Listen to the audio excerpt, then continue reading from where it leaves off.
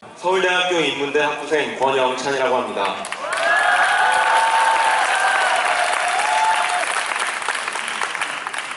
얼마 전 서울대 커뮤니티 사이트에서 조국 교수가 법무장관 후보로 적절한지 여부를 묻는 투표 결과 무려 98%의 부적절 결과가 나왔습니다. 이 결과만으로도 조국 교수를 향한 여론을 느낄 수 있을 것입니다. 자녀 입시, 장학금 문제, 본인의 교수 임용 문제 등 국민적 공분을 살 만한 일들을 일일이 열거하기에도 모자랄 지경입니다. 그러나 우리는 이 사건들 각각만을 보는 것이 아니라 더 깊은 질문을 던져야 합니다. 도대체 이런 수없는 부정과 비리들을 저지르고 지금의 조국 교수를 저 자리까지 갈 수 있게 한 배경은 무엇이며 그 배후 세력이 누구인가 라는 질문입니다.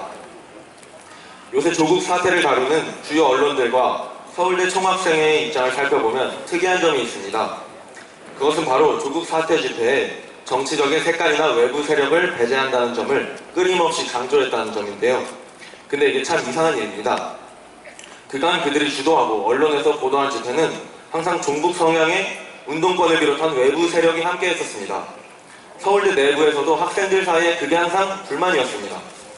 왜 순수한 학생들의 목소리에 운동권이 간섭을 하고 주도권을 가져가느냐, 왜 총학은 운동권의 하수인 노릇을 하느냐, 이게 항상 불만이었습니다. 그럼에도 불구하고 총학생회나 언론들은 단 한 번도 그간에 진행해온 집회들에 관하여 정치적인 색깔이나 외부 세력을 배제한다는 성명을 내본 적이 없습니다. 그런데 이번에는 다릅니다. 정치색 배제, 외부 세력 배제를 끊임없이 강조하고 있습니다. 심지어 총학은 그들의 성명서에 이런 표현을 썼습니다. 이번 조국 사태가 결코 학교가 우경화나 보수화가 되었다는 이야기가 아니라고. 이 표현을 보면 두 가지를 알 수가 있는데요. 첫 번째로 지금 서울대가 굉장히 작용화되어 있다는 것을 알 수 있습니다. 두 번째로는 진보. 저는 진보를 가장한 종북 세력이라고 표현하고 싶은데요. 어쨌든 진보 진영으로 치우쳐 있다는 것을 알 수가 있습니다. 두 번째로 총학생회와 언론을 비롯한 좌파 세력의 하수인 노릇을 하는 그들의 두려움을 알 수가 있습니다. 그 두려움이란 바로 조국 사태의 본질이 국민들에게 드러날까 염려하는 그 두려움입니다. 조국 사태의 본질은 무엇일까요? 조국 교수의 비리와 위선의 문제는 단순히 조국 교수 개인의 문제로 볼 수는 없습니다. 개인이 아무리 부정한 행위를 하더라도 그것을 지속적으로 뒤에서 봐주는 세력이 없이 단독으로 출세하는 데에는 한계가 존재합니다. 또한 단순한 입시나 장학금 부여나 교수 임용 제도의 문제로 볼 수도 없습니다. 어떠한 제도가 존재하든 그 제도를 무력화시킬 만한 힘을 가진 집단이 힘을 남용하면 이러한 문제는 발생할 수밖에 없습니다. 그렇다면 우리는 다시 이 질문을 던져야 합니다. 도대체 평생을 수없는 부정과 비리들을 저지르고도 조국이라는 사람을 서울대 교수를 거쳐 청와대 민정수석의 자리까지 갈 수 있게 하며 대한민국의 법과 질서를 우습게 짓밟아버리는 조국의 배후 세력은 누구인가라는 질문입니다.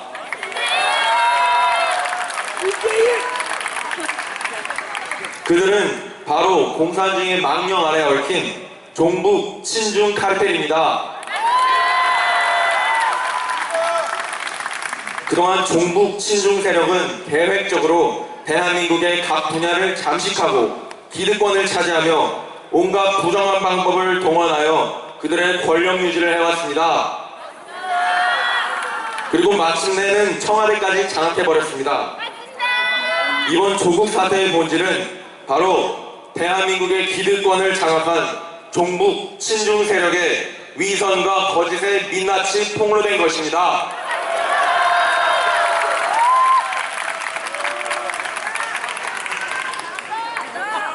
조국 교수의 산호민 경력은 북한과의 커넥션을 암시하는 극히 일부의 지표일 뿐입니다. 또 하나 조국 교수의 사모펀드는 바로 조국 교수와 중국 공산당과의 연계를 암시하는 심각한 지표입니다. 조국 교수의 전 재산보다 많은 돈을 투자해 탄생한 현대 작품인 회사 코링크가 창립한 지 보름 만에 중국 공산당 국영기업에서 6천억 대의 투자를 받았습니다. 이 사실만 보아도 조국 교수가 북한을 넘어 중국 공산당과도 깊은 관계를 가지고 있음을 알 수 있습니다. 조금 더 정확히 표현하자면 그들의 추종자이자 그들에게 약점을 잡혀서 그들의 요구대로 행동하여 대한민국을 북한과 중국에 팔아넘기려는 세력의 하수인 노릇을 하고 있는 것입니다. 여러분, 우리는 목숨을 걸고 싸워야 합니다. 종북 친중 세력의 위선과 가증함의 상징이 조국이라는 인물을 통해 드러났습니다. 조국은 시작에 불과합니다.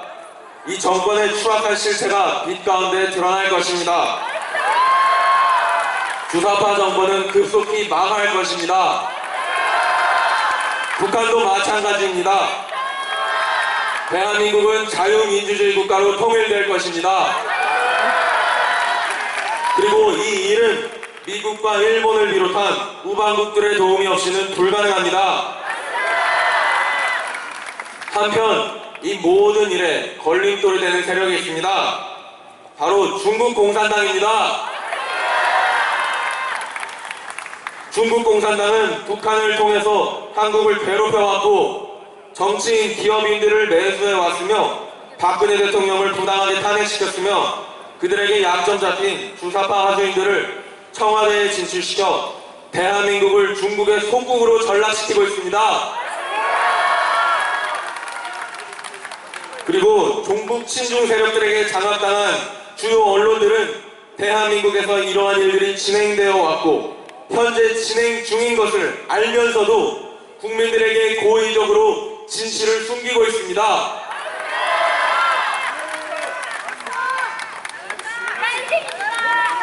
그들은 앞으로 대한민국이 나아가야 할 위대한 여정에도 방해를 놓을 것입니다. 그러므로 대한민국 국민이라면 우리의 진정한 적이 누구인지를 알아야 합니다.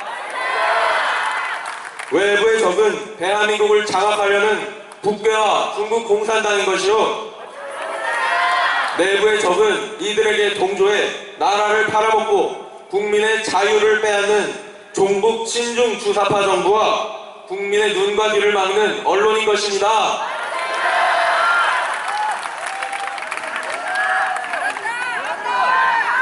주사파 정권은 지금 청와대를 장악하여 대한민국을 북한과 중국에 넘기려 하고 있습니다. 그러나 이들 공산주의자들의 음모 실현을 막아주고 있는 세력들이 있습니다. 바로 일본과 미국이라는 자유민주주의라는 가치를 공유하는 우리의 우방국들입니다. 바로 그러기에 지금 주사파들은 반일 선동을 통하여 국민들을 어지럽히고 있습니다. 더 나아가 반미 선동을 준비하고 있습니다. 그러나 여러분, 우리는 깨어나야 합니다. 사태의 본질을 파악해야 합니다. 지금은 반일이 아니라 반중을 외칠 때입니다. 주사파들은 앞으로는 반일을 외치면서 뒤에서는 나라를 북한과 중국에 팔아먹고 있습니다. 우리 국민이 깨어나서 막아야 합니다. 굳건한 한미동맹과 자유민주주의 국가 간의 긴밀한 협력을 통해 반드시 종북 친중 세력들을 대한민국에서 몰아내야 할 것입니다. 그리고 그간 종북 친중 세력의 핵심으로 대한민국을 망가뜨려온 조국의 몰락은 한반도의 종북 친중 세력의 몰락을 알리는 신호탄이 될 것입니다.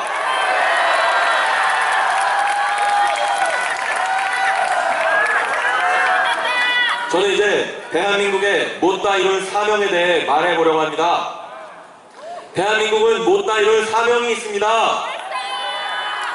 70년 전 하나님께서는 이승만 대통령이라는 보배를 대한민국에 보내셔서 공산주의의 광풍이 세계와 한반도를 휩쓸 때 기적과 같이 자유민주주의 국가 대한민국을 탄생시키셨습니다. 공산주의자들은 대한민국을 짓밟기 위해 내려왔습니다. 그러나 대한민국은 신앙의 동지요 자유민주주의의 동지인 미국과 우방국들을 통하여 보호받았고 도리어 북진하여 북한을 공산주의로부터 해방시키기까지 이르렀습니다. 그러나 북한의 해방은 미룰 수밖에 없게 되었습니다. 중국 공산당이 한반도를 침략하였기 때문입니다. 그들로 말미암아 대한민국은 북한을 공산주의로부터 해방하라는 사명을 완성하지 못하였습니다. 전쟁이 끝난 후 이승만 대통령은 오늘날 한국을 존재하게 한 한미 상호 방위조약을 체결시켰습니다. 그리고 미국 의회에서 연설을 하셨습니다. 한국을 지켜줘서 고맙다. 그런데 당신들이 실수한 게 있다. 당신은 북한을 넘어 중국을 공산주의의 마수로부터 해방시켜야 했다. 이승만 대통령은 북한을 넘어서 중국을 보고 있었습니다. 그는 한국이 혈맹국인 미군과 함께 이룰 사명에 대한 예언적 선포를 한 것입니다. 이는 북한을 넘어 만주에 이르는 중국을 공산주의로부터 해방시켜야 한다는 한국이 담당하고 있는 사명을 밝힌 것입니다. 이승만 대통령은 결국 생전에 대한민국의 꿈이 이루어지는 것을 보지 못한 채 하늘나라로 떠나가셨습니다. 그로부터 70년의 세월이 흘렀습니다. 70년은 성경에서 큰 의미가 있는 수입니다. 이스라엘 민족이 포로로 잡혔으나 70년 만에 포로에서 해방이 되었습니다. 70년은 해방과 회복을 의미하는 수입니다. 이제는 대한민국이 해방과 회복을 이루고 이승만 대통령의 못다 이룬 꿈을 이룰 때가 다가왔습니다. 지금도 마치 70년 전과 같이 공산주의자들이 청와대를 장악하여 적화 통일을 시도하고 있습니다. 그러나 미국 덕택의 그 야욕을 실현하지 못하고 있습니다. 전세는 역전될 것입니다. 곧 북한 공산당과 그 하수인인 남한의 주사파 세력은 망할 것입니다. 그리고 중국 공산당 또한 반드시 그 악행의 대가를 받아 망할 것입니다. 그러나 중국 공산당은 망하기 전 마지막 발악으로 통일된 대한민국을 끊임없이 위협할 것입니다. 우리는 지금부터 미국과 우방국들과 힘을 합쳐 이 위협을 이겨내고 북한, 더 나아가 중국을 공산주의로부터 해방하고 그들을 자유케 하는 진리의 전파라는 사명을 이루기 위해 싸워나가야 할 것입니다. 그리고 종북 친중 세력의 상징이요 모든 위선과 거짓의 상징인 조국 교수의 무릎 꿇음이 대한민국의 못다한 사명을 이루기 위한 승리의 나팔의 시작이 될 것입니다. 마지막으로 기도로 제 연설을 마무리하고자 합니다. 여호와를 자기 하나님으로 삼은 백성은 복이 있도다. 아멘. 창조주신 하나님, 역사를 주관하시는 하나님, 그 아들 예수 그리스도를 보내시사 그를 영접하고 회개하는 모든 이에게 구원과 영생의 은혜를 베푸신 하나님 아버지 감사드립니다.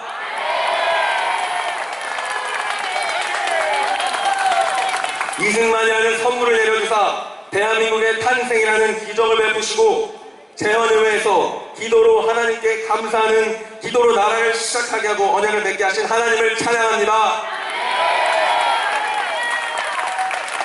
하나님께서는 북한, 중국을 공산주의로부터 해방시키는 사명을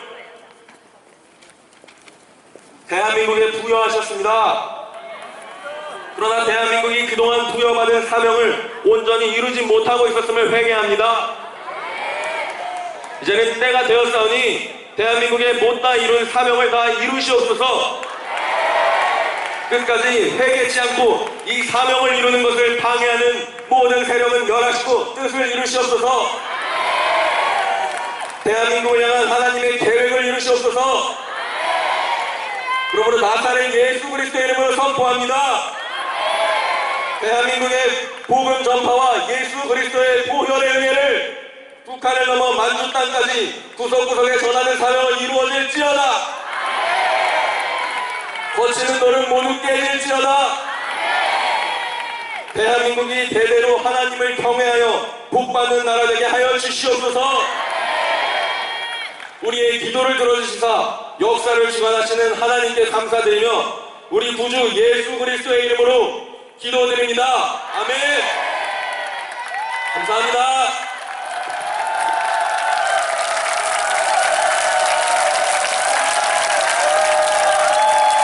예, 다음 전사 모시겠습니다. 사실 이렇게 너무 저희 트루스 포럼이 복이 많습니다.